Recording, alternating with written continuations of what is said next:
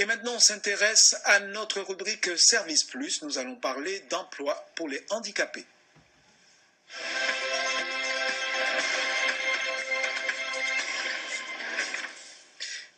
Et j'accueille pour cela Madame... oui, venez, Madame Peza, Madame Christelle Peza, pardon.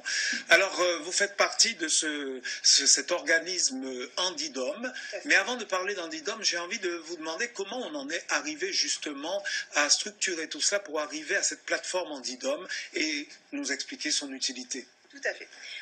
Donc l'initiative d'Handidom, ça part d'abord d'un constat, d'une loi, la loi du 11 février 2005, qui donne une définition nouvelle au mot handicap.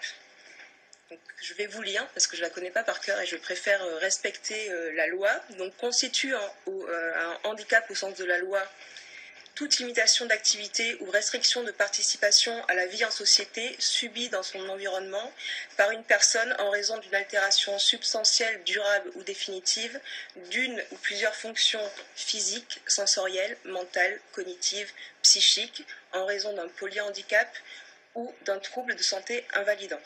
Donc ce sont toutes ces personnes qui sont concernées par l'action que vous allez mener. Tout à fait, toutes ces personnes qui sont concernées, et notamment la dernière phrase de cette loi, de cette définition du handicap, trouble de santé invalidant, qui ouvre le mot handicap à toutes les problématiques de santé qui peuvent être vécues par tout un chacun. Voilà. Donc ça, c'est le premier aspect de la loi, c'est l'ouverture de la définition du mot handicap. Le deuxième aspect, et on va en rester là sur l'aspect législatif, on n'est pas là pour faire du droit, c'est que l'obligation d'emploi qui visait déjà les entreprises du secteur privé est étendue au secteur public. Donc le constat, c'est qu'aujourd'hui, nous avons des entreprises et des fonctions publiques qui ont une obligation d'emploi. Donc les entreprises et fonctions publiques de plus de 20 salariés ont une obligation de 6% d'emploi de travailleurs handicapés. C'est-à-dire que pour une entreprise de 20 personnes, elle est censée avoir une personne, un travailleur handicapé parmi son effectif. Alors c'est vrai qu'il y a l'aspect répressif de la loi qui dit s'il n'y en a pas, eh bien la loi fait payer une amende et certaines entreprises préfèrent payer l'amende plutôt que d'embaucher une personne handicapée. Mais vous voudriez décomplexer tout cela en essayant d'instaurer un rapport plus naturel entre le chef d'entreprise et la personne handicapée qui cherche un emploi. Tout à fait. Alors l'aspect répressif, oui, parce que la loi, forcément, par rapport à une obligation, met une contrainte, et c'est souvent une contrainte financière.